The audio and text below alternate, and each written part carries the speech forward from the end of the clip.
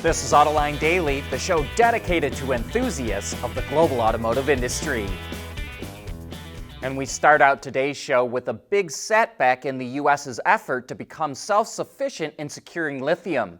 We've been following the crazy decline of lithium because a big part of it is caused by the drop-off in EV demand, since lithium is a key ingredient in batteries. Prices are down 83% in the last year alone, and one company seems to really be struggling with that decline. U.S.-based Piedmont Lithium laid off a third of its workforce earlier this year. Last month, it canceled a planned project in Tennessee, and now it's pulling an application for a government loan.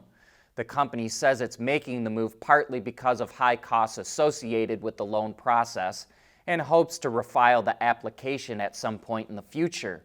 But Piedmont only has one source of revenue as a minority investor in a Canadian lithium mine. It's also a shareholder in a mining project in Ghana, but it was going to use that to supply its Tennessee site. So now it's trying to sell off its share of the lithium. And the company has plans to build a mine in North Carolina, which it recently said it would expand to include 2 refineries.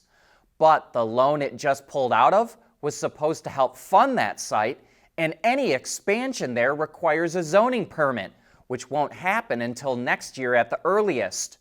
The U.S. wants to be a source for more of the materials needed to make electric cars, but the EV slowdown could put its self-sufficiency in jeopardy. How did sales of new cars go last month in the U.S. market? Well, it's kind of hard to tell right now because so far, only 6 automakers reported their sales. Most of the Japanese OEMs, plus Hyundai, Kia, and Ford. The rest of them only report on a quarterly basis. Moreover, there were more selling days in August this year compared to last year, so you should get more sales. But the daily selling rate, or DSR, can provide more clarity. It determines how many cars were sold on each sales day. For example, Toyota reported an overall sales increase of 1.9%, but on a daily selling rate basis, its sales were actually down 1.8%. However, not every automaker breaks out its sales on a DSR basis, so let's look at the total numbers, which are really good. Ford was up 13%, the Hyundai Group, including Kia and Genesis, was up 12.7%. Honda, including Acura, was up an impressive 25%, while Subaru was up 11.8%, followed by Mazda, which was up a whopping 36.7%. Overall, this group was up 12.6%, but analysts were actually expecting the total market to be up 7%. So some automakers like Stellantis and Nissan probably didn't do that well. The news coming out of Germany this week was not very comforting. We've been reporting how VW could close a couple of assembly plants in its home market for the first time in its history. Now the chairman of Daimler Truck says the company has to adapt to a slowdown in commercial truck sales. And in China, customers are losing interest in Porsche, whose sales are down 33% there this year. That's a real danger sign for such an iconic brand. Put it all together, and Bloomberg says that this is a sign of Germany's industrial decline. Let's hope they're wrong, but one thing's for sure, the German auto industry is gonna have to take drastic action if it wants to remain globally competitive. While countries like Germany saw EV sales collapse after it ended subsidies for purchasing an EV, India says it no longer needs them. India's federal road minister says that falling battery prices, increased demand, and higher inventory of EVs makes them more competitive, so they no longer need subsidies. But incentives have helped the EV market grow. India currently taxes EVs at 5%, while ICE-powered vehicles have taxes as high as 48%. Last year, electric scooter and bike sales were up 40%, and electric vehicle sales were up 70% in India, and that compares to less than 10% growth for the overall market. When we did our research for the talent that we need for this program, Michigan was really the top of the list. In order to be successful in this space, you really have to have the right people, the right mindset, the right environment. Public EV chargers in the U.S. don't charge as fast as promised. According to Stable Auto, public chargers that are rated at speeds of 100 kilowatts or more are only providing an average of 52 kilowatts. Here's some of the reasons for it.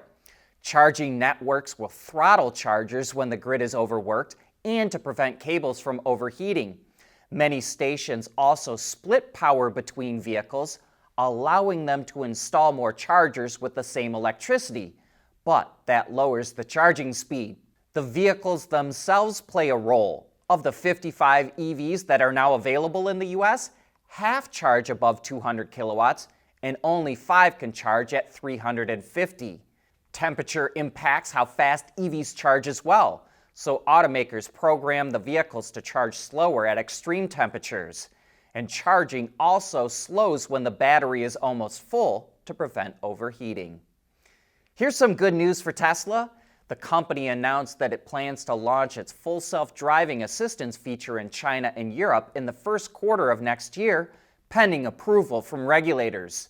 Tesla shares were up 2.5% on the news because if Tesla does get approval for FSD, it's going to see a nice jump in revenue. Volvo has been dropping a ton of information on the auto industry over the last 2 days, so let's dive into it.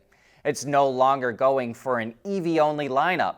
It expects 50 to 60% PHEV and BEV by 2025 and 90 to 100% by 2030, leaving that last 10% or so for mild hybrids only if they're needed. It's lowering its earnings forecast for the next few years as well, but hopes to start making that up in the years after with new products. And it won't be long before the new XC90 joins its lineup. It gets a light refresh on the exterior, and the interior has a bigger screen that runs off of the same new software found in the EX30 and the EX90.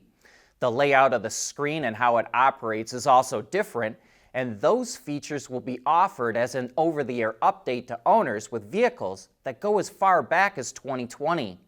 Not stopping there, Volvo revealed that all future electric cars will be based on the same core systems. It's a single tech and software base that contains all the modules and functionalities of the vehicle. It will debut in the newest evolution of Geely's EV architecture called SPA3, an all-electric version of the S90 sedan, and an upcoming EX60 will use this platform. Volvo says it will be much more capable than the current SPA2, and a lot of that expanded capability comes from a bigger partnership with NVIDIA. It announced that those future vehicles will use its centralized computing system called Drive Thor that can handle 4 times the operations as the system that just launched in the EX90. What makes an old car a classic car?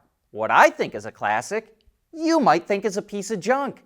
And what someone thought was a classic decades ago might not interest anyone anymore. Anyway, that's going to be the topic on Autoline After Hours at 3 p.m. Eastern Time today. And you can look forward to some good arguments. We'll have Gian Cadiz from Haggerty and Daron Levine from Sirius XM Radio joining John and Gary. So we expect to see a lively chat room when the opinions start flying. But that brings us to the end of today's show. I hope to see you later.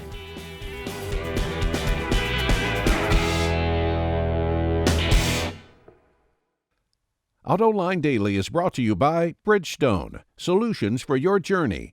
Intrepid Control Systems, over-the-air engineering boost your game.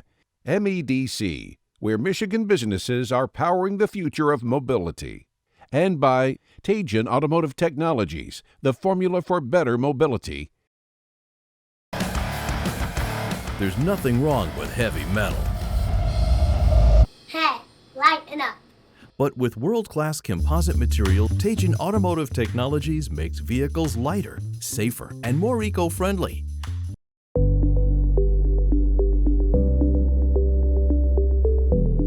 The developing today's vehicles, issues can happen in an instant.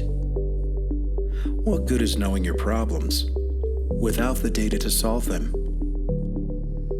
Meet Wireless Neovi Cloud, your secure off-the-shelf solution, empowering real-time collaboration for quick resolution. With Wireless Neovi Cloud, your team can prevent issues before they can escalate. Driver communication data and remote diagnostics to analyze and resolve your problems using OTA, allowing your executives oversight throughout the process. Wireless Neovi Cloud, your vehicle update solution in production and on the road. Intrepid Control Systems, driven by your data.